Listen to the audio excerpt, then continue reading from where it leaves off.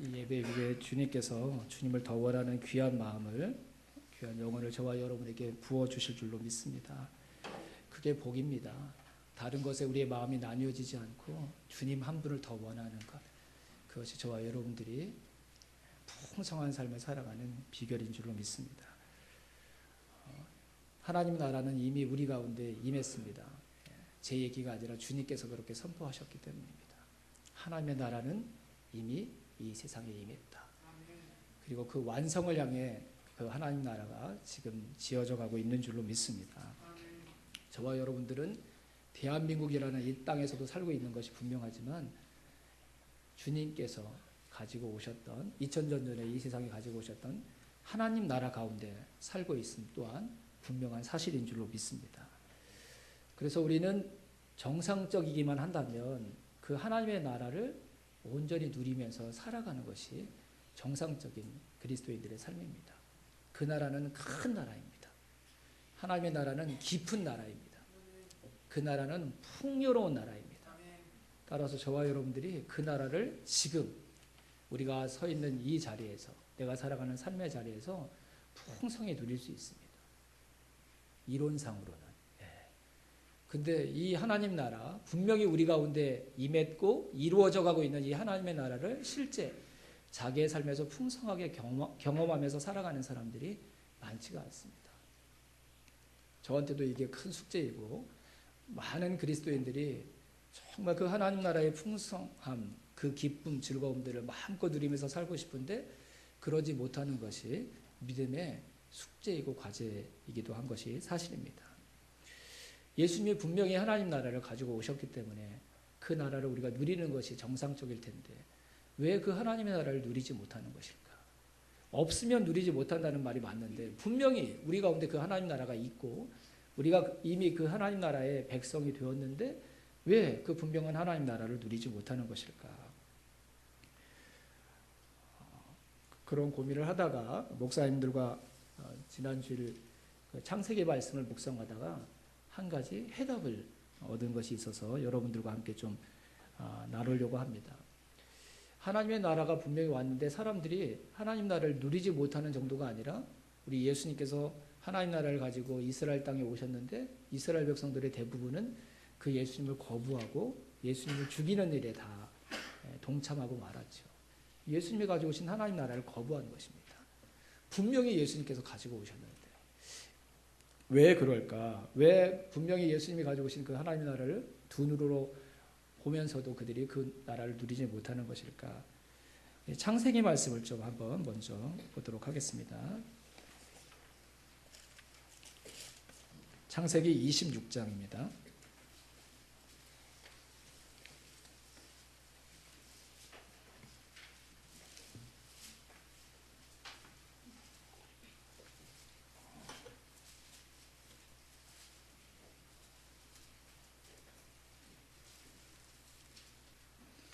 창세기 26장 1절, 2절 말씀을 한번 볼까요? 창세기 26장 1절, 2절.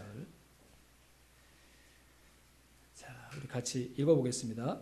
아브라함 때 첫 흉년이 들었더니 그 땅에 또 흉년이 들매 이삭이 그랄로 가서 브네스 왕 아비멜렉에게 이르렀더니 여호와께서 이삭에게 나타나 이르시되 애굽으로 내려가지 말고 내가 내게 지시하는 땅에 거주하라.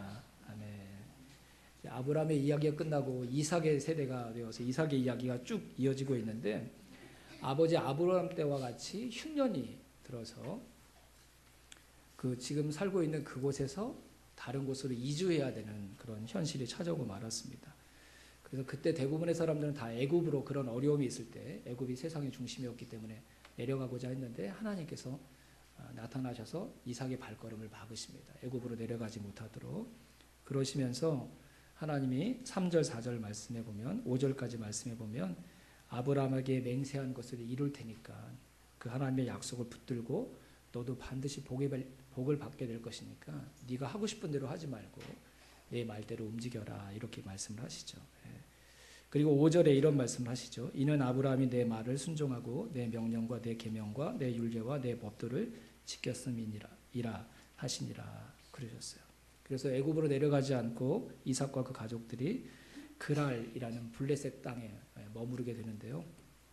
그때부터 어려움이 찾아오기 시작합니다. 하나님의 말씀에 순종했는데, 그래서 아내를 빼앗길 뻔했던 어려움, 고비들을 넘기고 일단 물을 마셔야 되는데 그 블레셋 사람들이 좋은 땅은 주지 않으니까 그 물을 얻기 힘든 골짜기 쪽으로 계속 옮기면서 우물을 파서, 그곳에서는 물이 나올 확률이 거의 없는 곳인데 하나님께서 은혜를 주셔서 우물이 나오면 블레셋 사람들이 싹 뺏어가고, 그러면 맞서 싸우는 게 아니라 양보하고 또 다른 곳으로 옮겨가서 또 우물을 파는데 또 물이 나오면 블레셋 사람들이 또 뺏어가고, 그러면 또 다른 곳에 가서 또 우물을 파고, 이런 삶을 계속 반복하거든요. 그렇게 힘들게 살아가던 이삭에게 하나님께서 나중에 이제 은혜를 베풀어 주시는데, 어떤 은혜를 베풀어 주시냐면요. 블레셋 사람들의 생각으로는 도저히 물을 얻을 수 없는 곳인데 옮길 때마다 하나님께서 이삭에게 물을 주시는 거예요.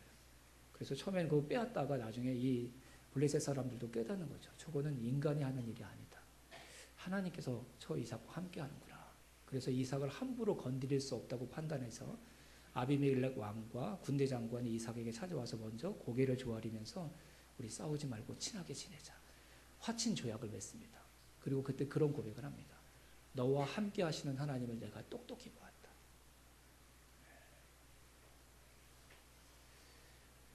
그 전에 하나님께서 이삭에게 나타나셔서 뭐라고 얘기하셨냐면요. 26장 24절에 그 밤에 여호와께서 그에게 나타나 이르시되 나는 내 아버지 아브라함의 하나님이니 두려워하지 말라.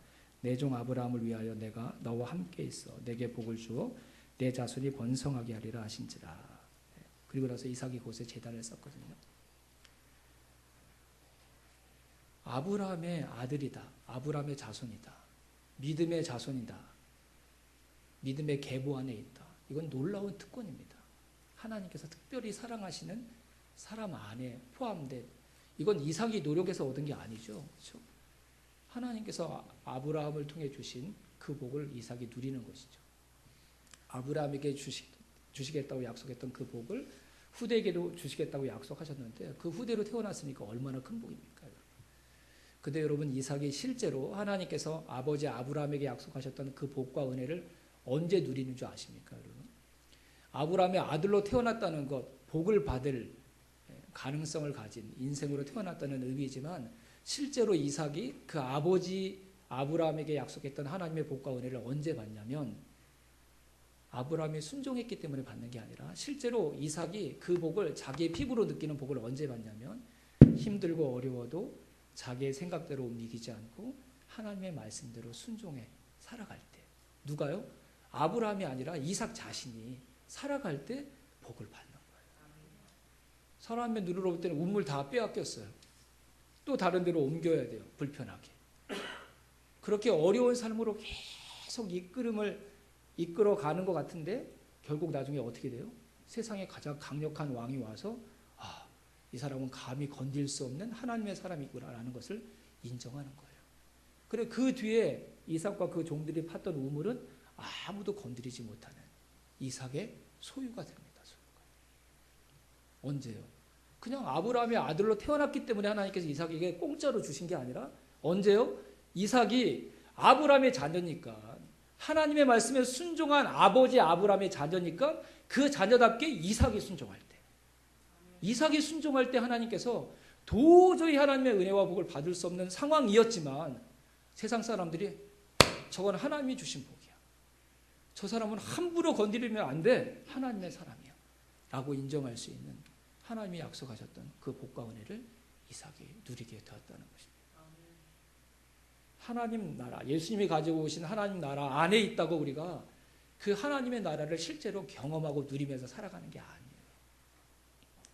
언제 하나님의 나라를, 이미 내 곁에 임한 하나님의 나라를 우리가 실제로 몸으로 느끼고 그 하나님의 나라의 복을 받고 누리고 은혜를 누리면서 살아가는 줄 아십니까, 여러분? 그치, 내가 하나님 나라에 속한 사람이지, 그러면 하나님 나라의 가치에 맞는 사람으로 살아가야지. 내가 이 세상 사람이 아니라 이 세상에 속했지만 주님께서 나를 위해 가지고 오신 하나님 나라에 속한 사람이니까 그 하나님 나라의 가치를 따라서 살아가야지 라고 결단하고 그 하나님 나라가 추구하는 가치를 향해 내가 실제로 살아갈 때 이미 우리 가운데 임한 하나님의 나라를, 그 풍성한 나라를, 그 강력한 나라를, 그 위대한 나라를, 그 온전한 나라를, 그 큰 기쁨의 나라를, 모든 사람들이 함께 잘 살 수 있는 그 나라를 저와 여러분들이 누리게 될 줄로 믿습니다. 여러분, 예수님이 천국이 너희 가운데 임했다 이렇게 선포만 하셨습니까, 여러분? 그렇지 않습니다. 예수님이 선포하신 거는 몇 번이에요? 천국이 이미 너희들 가운데 임했다. 이렇게 선포하신 건 몇 번에 지나지 않지만 예수님의 사역 중에 하셨던 말씀의 대부분이 다 어떤 말씀인 줄 아세요? 하나님의 나라는 이런 곳이다. 하나님의 나라는 이런 곳이다. 하나님 나라에 대한 말씀을 예수님께서 가장 많이 말씀하셨어요. 왜 그러셨을까요, 여러분? 너희들 가운데 임한 하나님의 나라를 그 예수님의 말씀을 듣는 사람들이 실제로 보고 깨달으라고. 이 세상과 다른 하나님의 나라가 어떤 나라인지에 대해서 말씀해 주심으로 그 너희들 가운데, 이스라엘 백성들 가운데, 이 세상 가운데 임했던 하나님의 나라를 실제로 믿고 그 나라 사람으로 살아가도록 하시기 위해서 하나님 나라가 임했다는 말씀만 선포하신 게 아니라 하나님의 나라가 어떤 나라인지 계속 말씀을 하신 거예요. 예수님이 왜 하나님의 나라를 가지고 오셨을까요? 그게 저와 여러분에게 주실 수 있는 가장 큰 선물이기 때문에 하나님 나라를 이 땅 가운데 가지고 오신 줄로 믿습니다. 그러면 하나님의 나라는 우리가 멀리서 바라보고 참 좋다 이렇게 부러워해야 될 나라입니까? 아니면 그 나라를 우리가 실제로 누려야 될 나라입니까? 예수님이 우리가 누리길 원해서 그 나라를 가지고 오신 거죠. 왜 예수님이 하나님의 나라에서 그렇게 많이 말씀하신 줄 아세요? 그 나라가 있다는 것을 믿고 그 나라가 너희들 가운데 있다는 것을 알게 그 나라를 지금 누리라고 하나님 나라에 대해서 예수님이 가장 많이 말씀하신 줄로 믿습니다. 그래서 하나님 나라가 어떤 나라인지 계속 예수님이 말씀하시잖아요. 그런데 그 예수님이 말씀하신 하나님 나라의 속성과 특징 중에 가장 많은 비중을 차지하는 부분이 뭔지 아십니까, 여러분? 하나님의 나라는 가장 작은 자도 소중히 여김을 받는 나라다. 하나님 나라가 누가 들어간다고 그래서 말씀하셨어요? 어린아이와 같아야지만 들어갈 수 있다. 사회적으로 가장 약자, 누군가의 도움이 없으면 살아갈 수 없는 그런 존재. 하나님 나라는 그런 어린아이도 넉넉하게 얻을 수 있는 나라라고 주님께서 말씀하신 거죠. 그리고 오늘 이 비유를 말씀하셨어요. 그 앞에서 가장 작은 자, 어린아이와 같아야지만 하나님 나라를 갈 수 있고 그 어린아이의 한 영혼을 소중히 여기지 못하는 사람은 큰 죄를 범하는 것이라고 말씀하시고 나서 이 비유를 하십니다. 양 100마리가 있었는데 그 중에 한 마리를 잃어버리면 주인이 그 한 마리를 찾아 나서지 않겠느냐. 하나님 나라는 그런 곳이라는 거예요. 그런 곳. 세상은 그런 문제가 일어나면 어떻게 해결하죠, 여러분?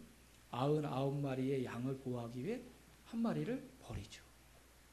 왜요? 한 마리보다 99마리가 더 가치가 있으니까. 100마리 무리 중에 떨어져 나간 한 마리 양은 그 무리 공동체의 규율을 따르지 않은 비적응자입니다. 질서에 순응하지 않은 반조직적인 존재입니다. 세상은 그런 존재들 기다려주지 않습니다. 과감하게 잘라서 그 조직의 질서를 순종하고자 하는 사람들로 채우죠. 근데 예수님은 하나님 나라는 그런 나라가 아니라는 거예요.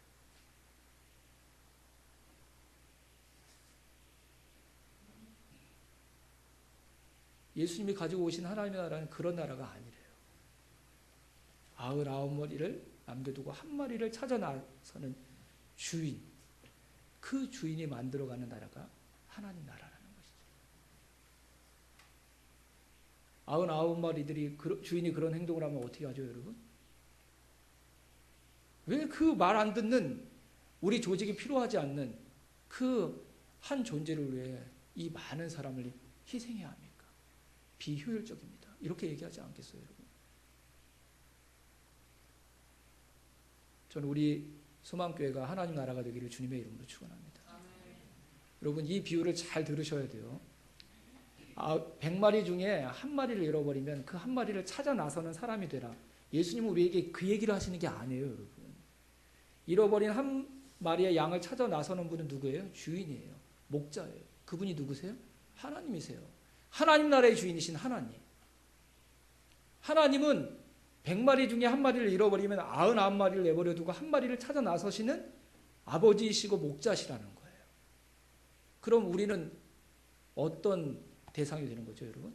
남아있는 99마리. 그때 우리가 그 목자의 행동에 섭섭해서는 안 된다는 거예요. 주인이 왜 저래? 목자가 이 더 많은 양들을 놓고 왜 한 마리를 위해서 움직여? 이런 생각 가지면 안 된다는 거예요, 여러분. 그러면 하나님 나라가 아니라는 거예요. 거기는 하나님 나라가 아니라는 거예요. 그런 마음을 가지고 있는 사람은 하나님 나라에 속한 사람이 아니라는 거예요. 누가 하나님 나라입니까, 여러분? 목자의 그 마음을 같이 느끼는 사람. 목자가 죽을 자기 생명을 걸고 한 마리 양을 구해서 다시 무리로 데려왔어요. 근데 99마리들이 쟤 싫어. 쟤 때문에 우리 너무 많이 손해봤어. 목자의 사랑 못 받아서. 자꾸 이런 논리를 피고 그러면 그 양이 공동체 안에 들어와도 공동체 밖에 있는 것과 다를 바가 뭐가 있는 거예요. 그런 것은 하나님 나라가 아니라는 거예요, 여러분. 목자가 하셨으면 그게 가치 있는 일이고 그게 함께 기뻐해야 될 일이고 목자가 그 일을 계속 하실 수 있도록 내가 도와야 될 일이라고 고백하는 사람들, 그 사람들이 모여있는 것이 하나님 나라라는 걸 주님께서 말씀하고 계시는 줄로 믿습니다. 왜 우리가 그렇게 해야 되죠, 여러분? 내가 바로 그 한 마리였거든요. 내가 그 한 마리. 잃어버린 한 마리의 양을 얻기 위해 소중한 당신의 소유를 뒤로 하고 나를 찾아 나서서 나를 구원해 주신 그 목자가 바로 나를 구원해 주신 하나님이고, 그 목자의 사랑 때문에 그 한 영혼을 잃어버리지 않기를 원하시는 간절한 마음을 가지고 계신 그 아버지의 마음 때문에 내가 그 99마리 양 가운데 있을 수 있게 되었던 거잖아요. 그걸 잊지 말라는 거죠. 그걸 잊지 말라는 거죠. 100마리가 아니에요, 여러분. 1000마리 중에 한 마리가 나가도 우리 목자 되신 하나님은 그 한 마리를 찾아 나서시는 목자이신 줄로 믿습니다. 그럴 때마다 경제 논리를 피고 효율을 따질 것이 아니라 그 목자의 마음을 헤아릴 줄 아는 사람들. 그래, 그 한 마리가 소중하지. 우리 공동체에 적응하지 못해서 우리 공동체를 떠났던 그 한 영혼이 회복되는 것이 가장 큰 일이지. 이 마음을 간직할 수 있는 사람들. 저와 여러분의 마음이 그 마음으로 바뀌어진다면 지금 우리 가운데 있는, 반드시 이곳에 있는 하나님의 나라를 피부로 느끼고 그 하나님 나라의 풍성함을 온 마음으로 느끼는 하나님의 나라의 백성 다 될 수 있을 줄로 믿습니다. 그 뒤에 이어지는 말씀이 뭐죠, 여러분? 공동체 바깥으로 뛰쳐나갔던, 공동체 안에 덜 필요했던 한 마리의 양을 공동체 안으로 회복하는 것이 하나님의 나라. 그런 마음을 가지고 있는 사람들이 모여있는 것이 하나님의 나라다. 이 얘기를 하시고 나서 그 뒤에 예수님이 뭐라고 말씀하시죠? 공동체 안에서 범죄했던 한 형제, 그 형제의 문제를 어떻게 해결할 것인가? 교회가 다를 때는 모르는데 내 문제가 아니라 다른 사람의 문제를 얘기할 때 왜 이렇게 정의를 얘기하죠? 왜 이렇게 공의를 얘기하죠, 여러분? 충분히 회복될 수 있는 형제인데 돌이킬 수 있는 기회조차 주지 않고 법과 공의의 잣대를 들이대서 공동체 안에 있는 형제인데 공동체 바깥으로 끌어내고자 하는 그런 무서운 일들이 얼마나 하나님의 나라를 얘기하는 교회 공동체 안에 있는지 모릅니다. 주님은 뭐라고 그러셨죠? 혼자 찾아가서 권면하라는 거예요.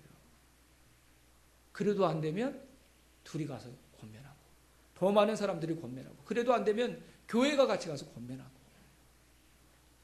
그래도 안 되면 어떻게 하라고 그랬죠? 교회의 법과 절차를 따라 공동체에서 내어 쫓든지 공동체 안에 있는 사람들과 교제할 수 없도록 벌을 내리라고 했어요. 근데 여러분 잘 아셔야 돼요. 내어 쫓고 벌을 내리라는 그 목적이 뭐냐면요, 격리시키겠다는 뜻이 아니에요. 그 방법을 통해서라도 그 형제가 회복되기를 원하는 마음으로, 사랑하는 마음으로 징계하라는 뜻이지 벌을 주라는 뜻이 아닙니다.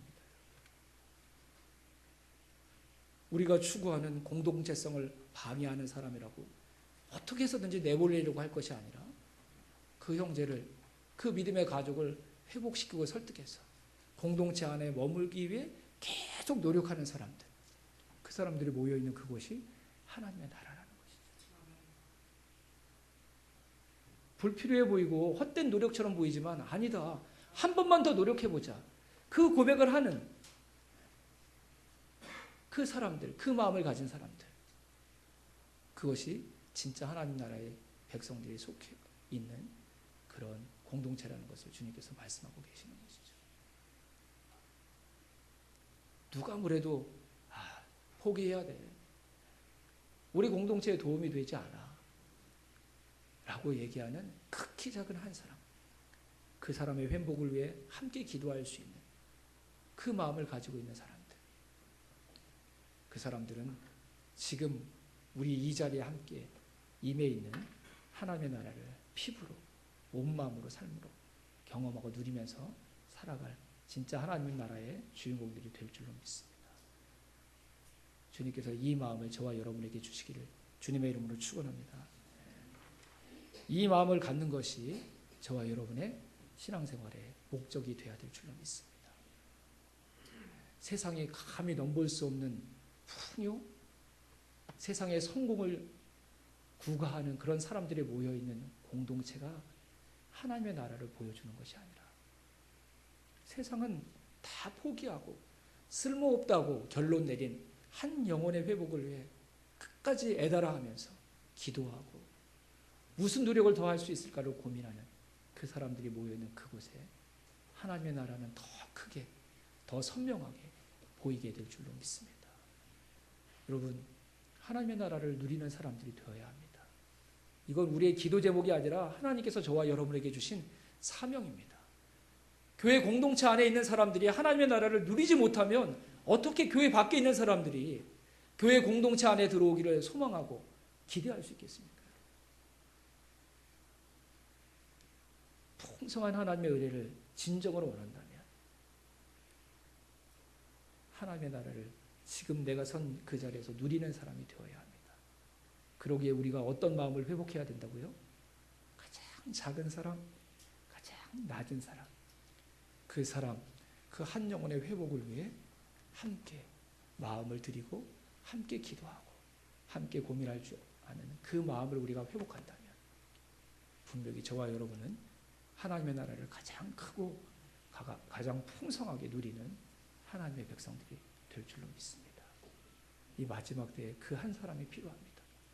그 마음 때문에 자기가 있는 그 자리에서 하나님의 나라를 그 누구보다도 풍성하고 분명하게 누리는 한 사람. 저와 여러분들이 바로 그 한 사람이 되기를 주님의 이름으로 축원합니다.